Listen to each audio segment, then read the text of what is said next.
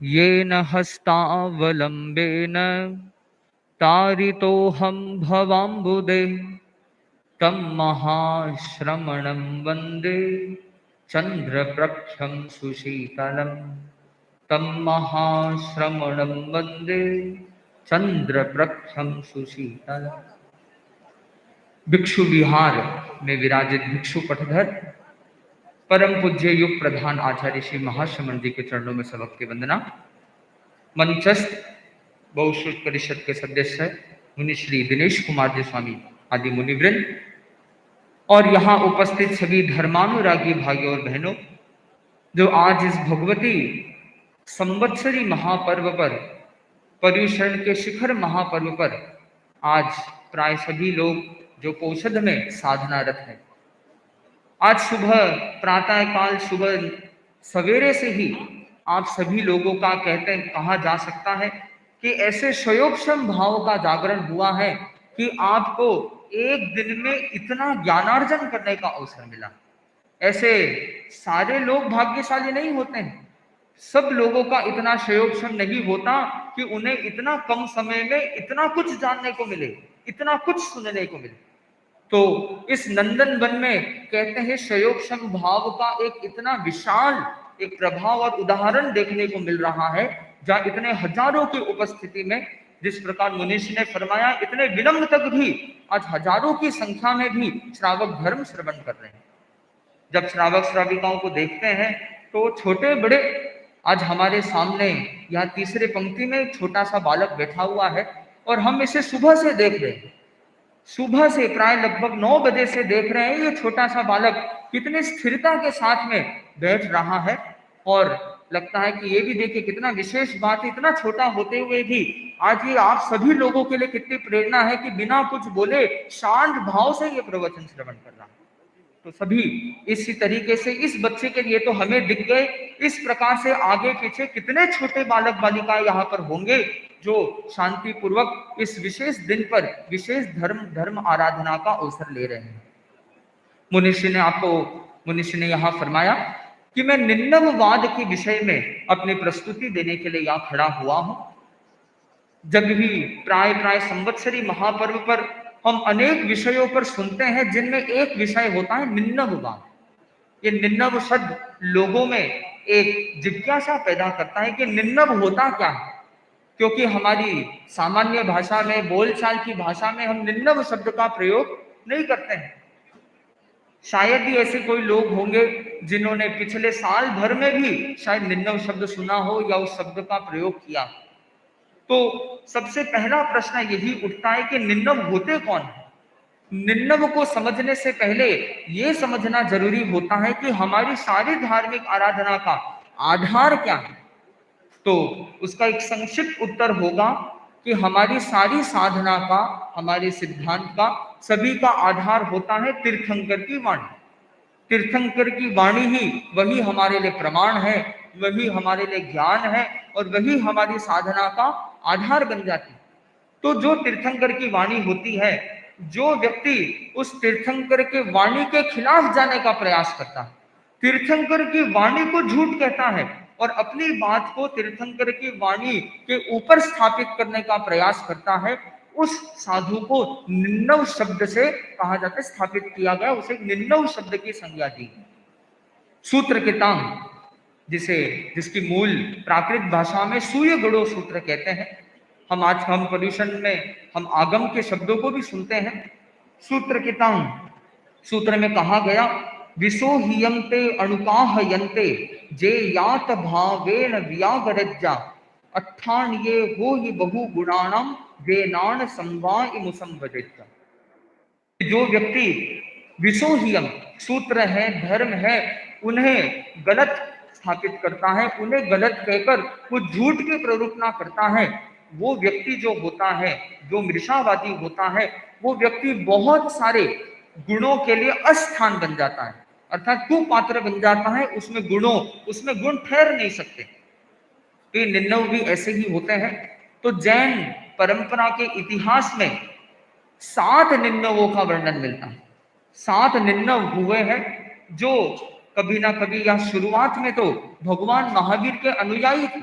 भगवान महावीर के पास, भगवान महावीर के पास में या भगवान महावीर की परंपरा में दीक्षित हुए, उस परंपरा में दीक्षित होने वाले साधु, ऐसे 7 उदाहरण जो भगवान महावीर के सिद्धांतों के खिलाफ थे।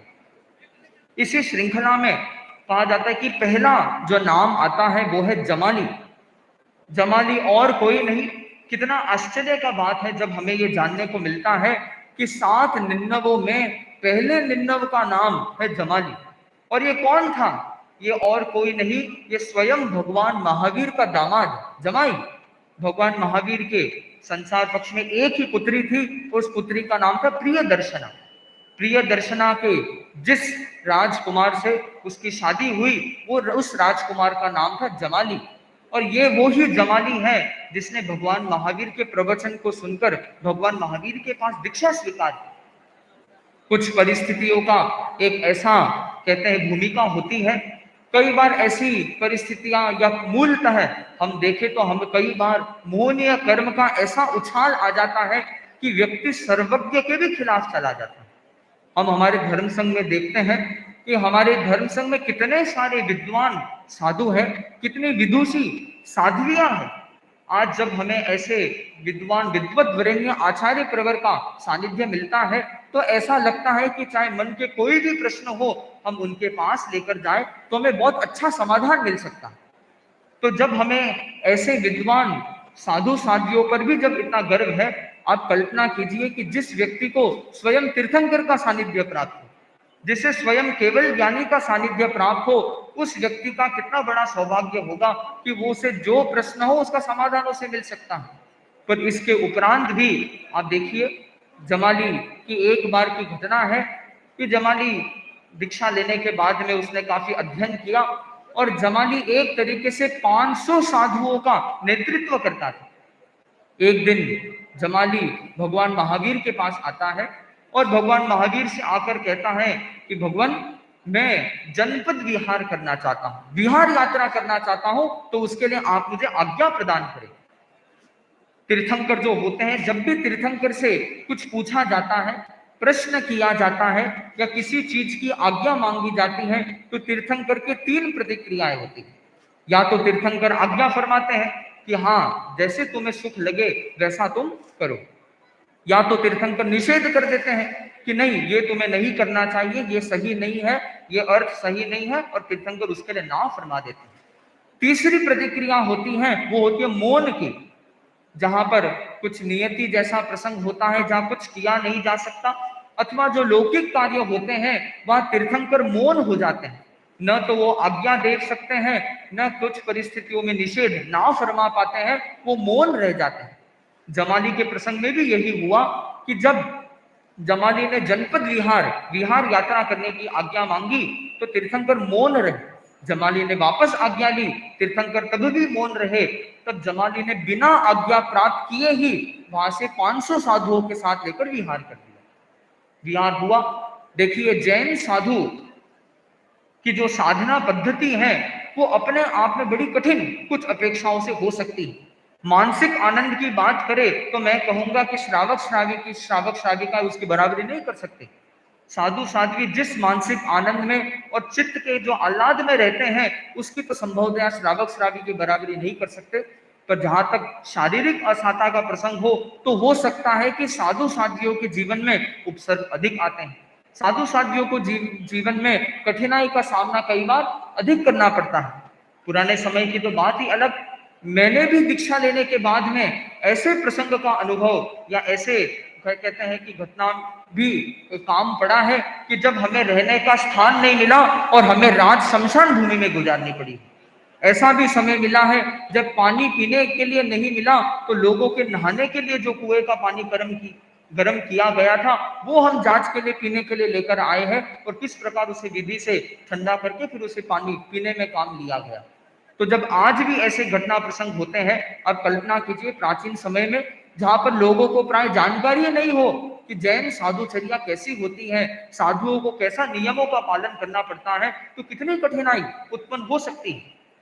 तो जमाली भी जब 500 साधुओं के साथ विचरण कर रहा था, और जब विचरण करते हैं कभी समय पर भोजन नहीं मिलता, कभी भोजन मिलता है तो वो भोजन इस प्रकार का नहीं होता कि वो शरीर के लिए लाभदायक हो। तो इस प्रकार असमय भोजन से, अनियत भोजन से जमाली के शरीर में रोग पैदा, पित्त ज्वर हो गया, शरीर में भयंकर जलन हो गई। बहुत बार होता है कि व्यक्ति जब तकलीफ में होता है तो उसकी कुछ विचारधारा बदलने लग जाती है। कितने व्यक्ति साधु साधियों की जब सेवा करने आते हैं, कई लोग ये जिज्ञासा रखते हैं कि महाराज हम इतनी साधना करते हैं, हम इतने धार्मिक हैं, सामायिक करते हैं, तपस्या करते हैं, फिर भी हमारे जीवन में क्यों इतनी कठिनाई आती है। जो धर्म नहीं करता है देखो वो तो बड़े मजे से रह रहा है, और जो धर्म करता है उसका जीवन देखो वो तो भाई इतने रोज तकलीफ तकलीफ तकलीफ ऐसा जीवन। तो कई बार ऐसे प्रसंग व्यक्ति के कहते हैं धार्मिक श्रद्धा को कई बार कहते हैं ना उसे हिला देते हैं। जमाली के साथ भी कुछ यही शारीरिक वेदना ऐसे निमित्त बन गई, जमाली ने अपने साधुओं को कहा मेरा बिछोना करो। वो विश्राम करना चाहते थे, बोले मेरा बिछोना करो। बिछोना करने के लिए वहां पर साधु बिछोना करना प्रारंभ कर दिया। इतनी वेदना थी वो कुछ क्षण भी इंतजार नहीं कर सके। जमाली ने वापस प्रश्न किया क्या मेरा बिछोना हो गया। तब सेवा में वहां पर जो साधु थे, साधुओं ने जवाब दिया कि भाई बिछोना जो आपका कर रहे थे वो हुआ नहीं है, हो रहा है। जमाली ने वापस प्रश्न किया कि मेरा बिछोना हो गया। वापस श्रमणों ने वही जवाब दिया कि बिछोना हो रहा है, हुआ नहीं है।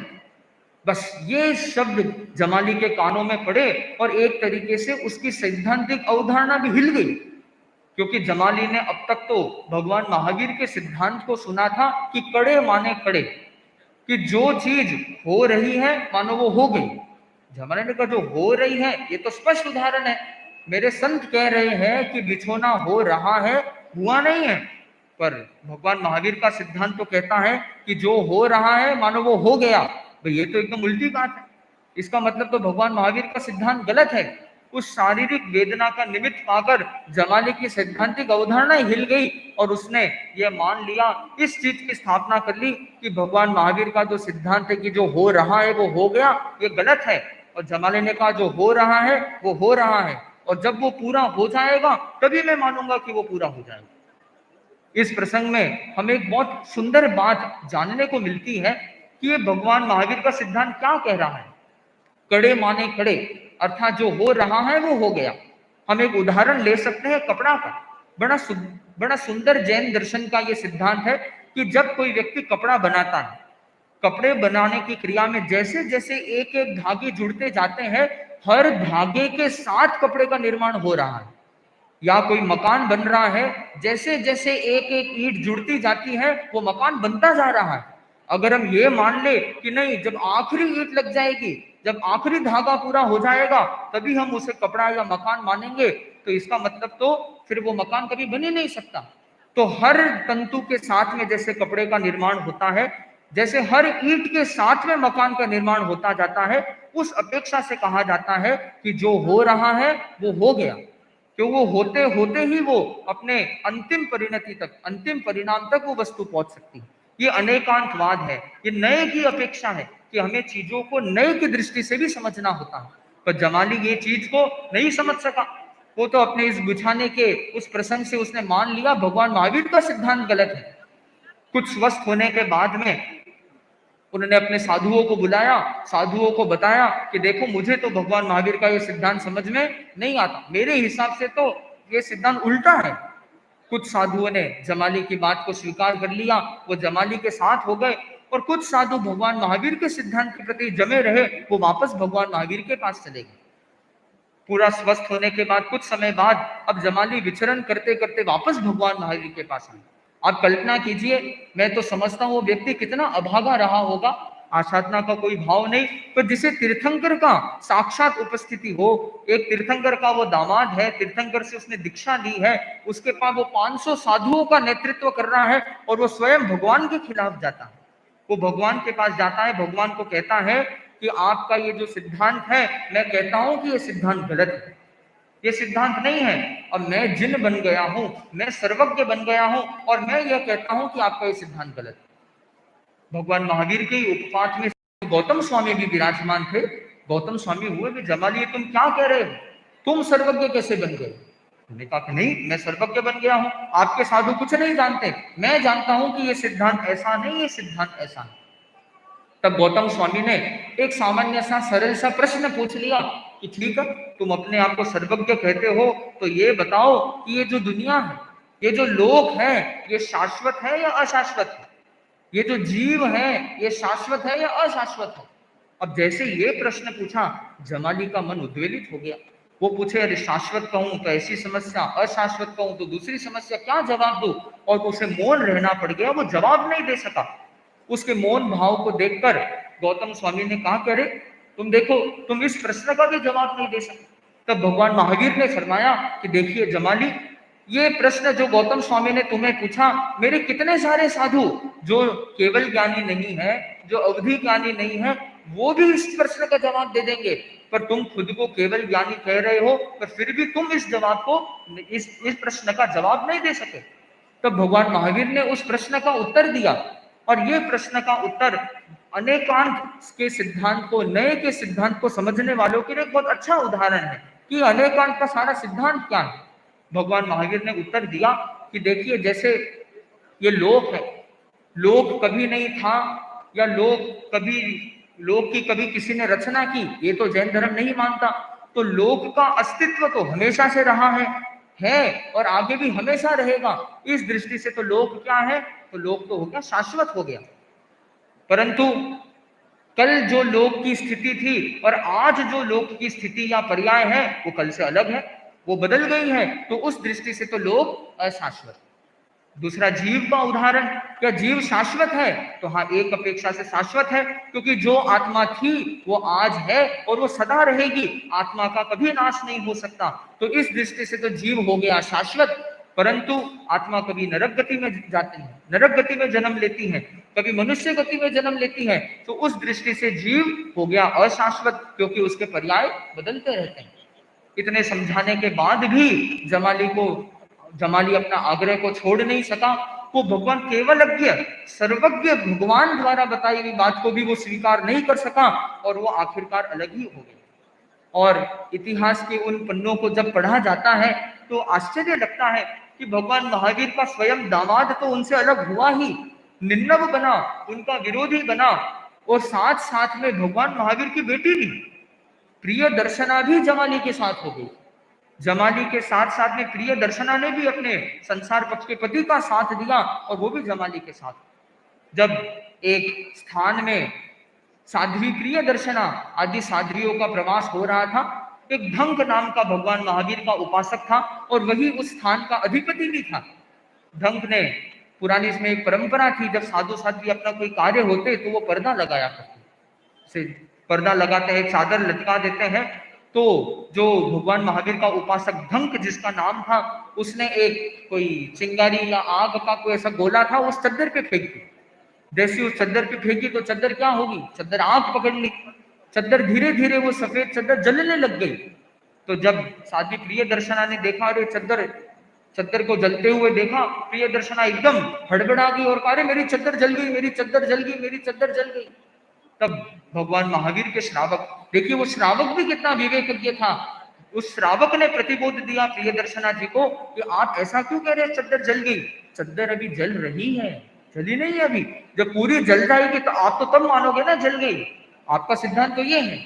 इस जलते हुए चद्दर को देखकर और उस ढंग द्वारा प्रतिबोधित करने पर साध्वी प्रिय दर्शना जी को समझ में आ गया कि नहीं, भगवान महावीर का सिद्धांत ही सही है। और तब साध्वी प्रिय दर्शना जी अपने साध्वियों के साथ वापस वो भगवान महावीर के पास जाकर उस परंपरा में वापस मिल गई। तो जमाली की ये परंपरा कुछ समय तक चली। जमाली तो अपने उस जीवन में वापस भगवान महावीर से नहीं जुड़ा, और वो विराधक होकर आगे एक नीचे जाति के किल्बिषक देव के रूप में उत्पन्न हुआ। जब गौतम स्वामी ने भगवान महावीर से प्रश्न किया कि भगवान, जमाली का देहावसान हो गया है तो वो कहाँ उत्पन्न हुआ है, तब भगवान महावीर ने कहा कि वो किल्बिषक देव के रूप में उत्पन्न हुआ। गौतम स्वामी ने पूछा, इसका क्या कारण है कि वो नीचे जाति का हल्का सा एक देव बना है? तो भगवान महावीर ने उत्तर दिया, जो आचार्य की आसाधना करता है, जो उपाध्याय की आसाधना करता है, जो गण की आसाधना करता है, जो आगम की आसाधना करता है वो इस प्रकार से किल्बिषक देव के आयुष्य का बंधन करता है और उसको विराधक पद को प्राप्त होता है। हमें ये प्रेरणा लेनी चाहिए कि हमें जो तीर्थंकर की वाणी आचार्यों से, साधु साधियों से मिलती है, तो हम ये ध्यान दें कि हमें ये इतनी अमूल्य निधि जो मिल रही है, इस पे हमारी आस्था सदा लगी रहनी चाहिए। हमारी भगवत तीर्थंकर की वाणी पर आस्था, एक छोटे से उदाहरण से मैं बताकर अपनी बात को समाप्त कर रहा हूं कि एक बार एक गुरुकुल में कुछ एक प्राध्यापक बच्चों को पढ़ा रहा था। पढ़ाते समय उसने कहा कि ये जो पृथ्वी है ये गोल है। बच्चों ने मानने से इनकार कर दिया कि नहीं टीचर जी, हम तो नहीं मानते ये गोल है। प्राध्यापक ने बहुत समझाने का प्रयास किया, नहीं ये गोल है, पर वो बच्चे ज्ञानार्थी मानने को तैयार ही नहीं हुए। आखिरकार वो प्राध्यापक उनके गुरु के पास गया। गुरु के पास उन बच्चों को लेके गया कि भाई गुरुजी आप ही समझाइए, मैं तो समझाते समझाते थक गया कि ये पृथ्वी गोल है। गुरु ने एक वाक्य कहा कि बच्चों, ये तुम्हारे प्राध्यापक जो सिखा रहे हैं ये पृथ्वी गोल है, ये सही है, ये जो बता रहे हैं उनकी बात सही है तो मान लो। तुरंत शिष्यों ने स्वीकार कर लिया कि गुरु कह रहे हैं तो हाँ गोल ही। प्राध्यापक ने कहा वाह, ये क्या बात होती है, इतनी देर से मैं अपने अपने शक्ति खपाई कि ये गोले माने नहीं और गुरु के कहते ही मान गए।